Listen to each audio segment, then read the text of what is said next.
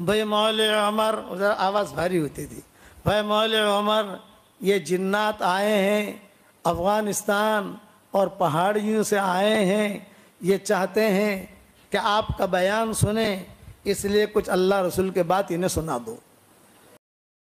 मरकज़ निजामुद्दीन बंगले वाली मस्जिद में आई जिन्नातों की एक जमात और बयान सुनने के लिए हज़रत जी का। तो आइए साथियों, हम और आप मिलकर सुनते हैं मौलाना यूनुस पालमपुरी का बयान क्या फरमाते हैं। मौलाना अपने इस बयान के अंदर मरकज़ निजामुद्दीन के अंदर कहाँ से आई जिन्नातों की एक बहुत बड़ी जमात। ये हज़रत जी ने कहा, ये जिन्नात आए हैं अफ़गानिस्तान के वादियों से आए हैं, पहाड़ों से आए हैं, इसलिए अल्लाह रसूल की कुछ बात इन्हें सुना दो। हज़रत जी बैठ गए, अब्बा के लिए कुर्सी लाई गई, वो मेवाती भी खुद्दाम थे, कुर्सी रखी गई, अब्बा ने जो है खुतबा पढ़ा और अल्लाह के अहकामात बयान किए, नमाज पढ़ना, निकलना, करना, चिल्ला देना, जो हमारी तरतीब है काम करने की। उन्होंने नाम भी लिखवाए। फिर जिन्नातों ने एक सवाल किया, ये अब्बा कहते थे, का अहकामात वमा खलक़तुल जिन्न वल इंस इल्ला लियअबुदून, वमा खलक़तुल जिन्न वल इंस, कहते थे जिन्नात का तज़किरा पहले है, इंसान का तज़किरा बाद में। दुनिया में अल्लाह ने पहले जिन्नातों को भेजा है, इंसानों को बाद में भेजा है, इसलिए जिन का तज़किरा पहले लाए हैं। वमा खलक़तुल जिन्न वल इंस इल्ला लियअबुदून, इबादत के अंदर की, और अहकामात सारे के सारे वही रहेंगे। हमारे हज़रत जी रहमतुल्लाह अलैह के पास एक मरतबा का किस्सा है, अब तो राज रहा नहीं, अब तो अब्बा का इंतकाल हो गया, कहने में कोई हर्ज नहीं है, शायद मैंने किसी जगह बयान भी नहीं किया। खूब सर्दी थी निज़ामुद्दीन में, खूब सर्दी।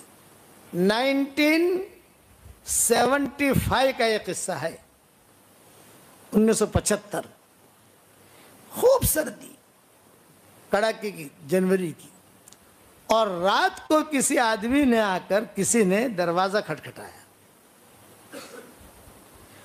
तो वालिद साहब तो सोए हुए थे, हम बच्चे थे, तो वालदा जो है वो गई, कहा कौन हो, रात को इतने बजे आए हो, कौन हो? तो उसने, मेवाती था वो, मेवाती, ये कहा मैं हूँ, मैं हूँ। तो मैं क्यों आए हो? यूँ कहा हज़रत जी मौलाना उमर साहब को बुला रहे हैं, हज़रत जी मौलाना उमर साहब को बुला रहे हैं। तो वालदा मेरी कहने लगी, अल्लाह करे कि रहमत करे, कहने लगी कि कहीं कोई दुश्मन न हो, कोई कातिल न हो, आजकल तो सब ऐसा चलता है ना। तो हमारे अब्बा को जगाया और अब्बा को जगा कर कहा कि देखो वो मेव आया है, वो मेवाती भी मारूफ था, जाना पहचाना, वो आया है और कह रहा है कि हज़रत आपको बुला रहे हैं। अब्बा ने कहा हज़रत मुझे बुला रहे हैं, कितने बजे? ये कहा रात के 3 बजे। ओह हज़रत इस वक्त में क्यों बुलाया मुझे, ये तो पता नहीं। अब्बा ने कहा अल्लाह अल्लाह, मेरी थैली रहती थी अब्बा के साथ, जैसे मेरे साथ ये थैली रहती है ना, हर वक्त उनके साथ थैली रहती थी। भाई लाओ थैली लाओ, तो आप अकेले जाओगे, यूनुस को जगाऊँ? ना सोने दो यूनुस को, तो आप मैं, तो जब निकलने लगे मेरे वालिद, तो मेरी माँ ने कहा अंबाड़ीन जाजो, गुजराती में, अंबाड़ीन जाजो, कोई दुश्मन ना है। बड़े कहता है कि हज़रत जी बोला वो संतवन मारी नोखे वार जी, ये मेरी वालदा ने कहा कि अंबाड़ीन जाजो, कभी ये कैसे हज़रत जी बोला वसंत में खुशी खुशी हज़रत जी पण जो आठ टाइम हज़रत जी ने बोलावानो से तो आराम करवाना टाइम से।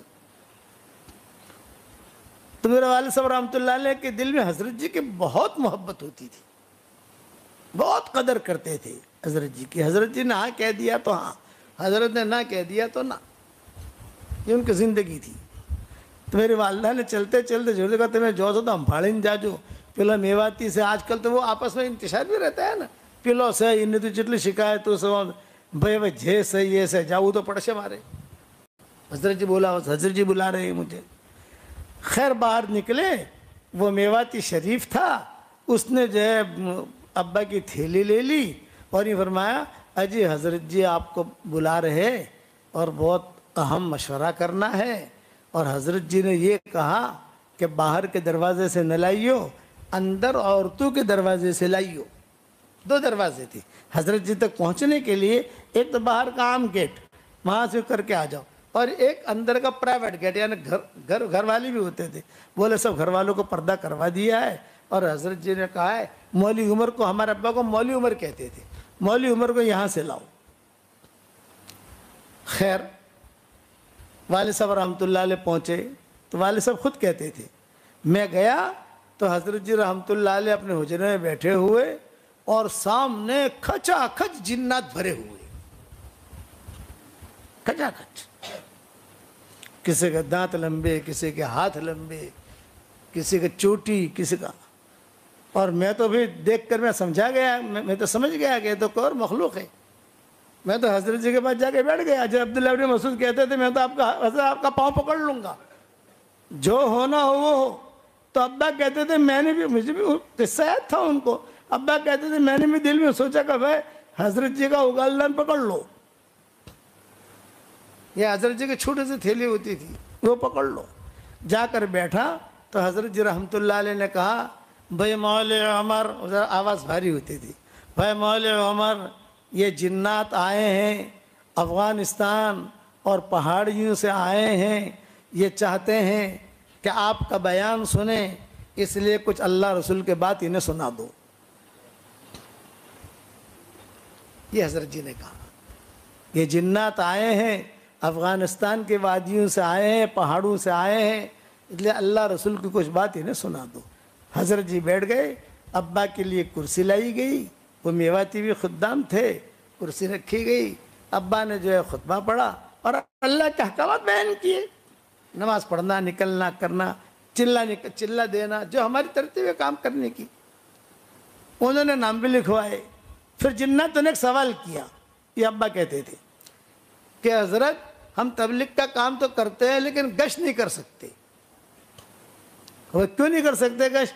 यूँ का गश्त करने जाते हैं तो कोई अमेरिका भाग जाता है, कोई रशिया भाग जाता है, कोई चाइना भाग जाता है, अब कहाँ कहाँ ढूंढ लो उन लोगों को। तो हजरत ने कहा जितना हो सके उतनी दावत दो, नमाजी बनाओ, उनको नमाजी बनाओ। अब ये हो गया तो फिर हजरत ने दुआ कराई। फिर हजरत ने कहा कि भाई बस अब जो है आप लोग जाओ, लेकिन अब मत आना यहाँ इस तरीके से, आज तो हम थे यहाँ, मैं भी था, मौली उमर भी थे, तुम्हारे सामने बयान हो गया, सब कुछ हो गया, लेकिन अपने अपने इलाकों में काम करो। एक जिन्नात ने कहा कि हजरत कुछ खाना वाना तो खिलाओ। समझ गए भाई, खाना वाना तो खिलाओ। हजरत जी ने कहा भाई इन्हें क्या खिलाऊं, तुम्हें क्या पसंद है? उन्होंने कहा मुझे केले बहुत पसंद है, केले।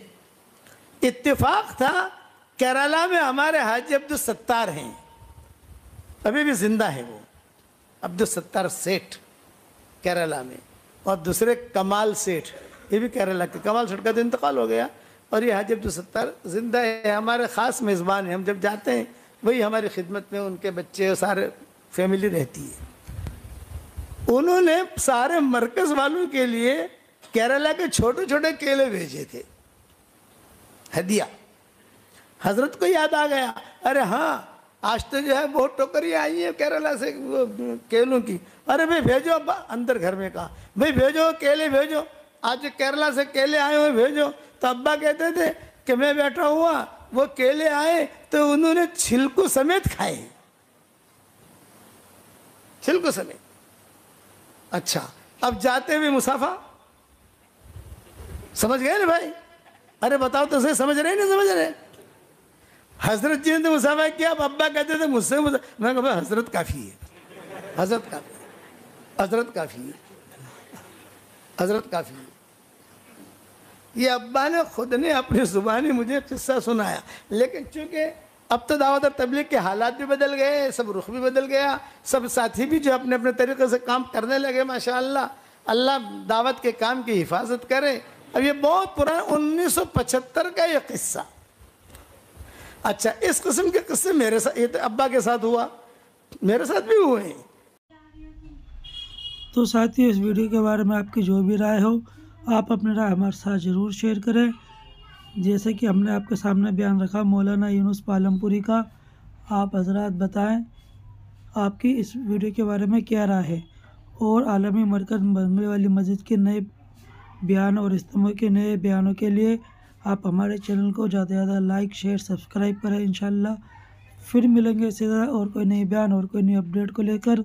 जब तक आप हज़रात अपनी दुआ में हमें याद रखना। अब आप लोग हमें दे इजाज़त। अस्सलामु अलैकुम व रहमतुल्लाहि व बरकातुहू।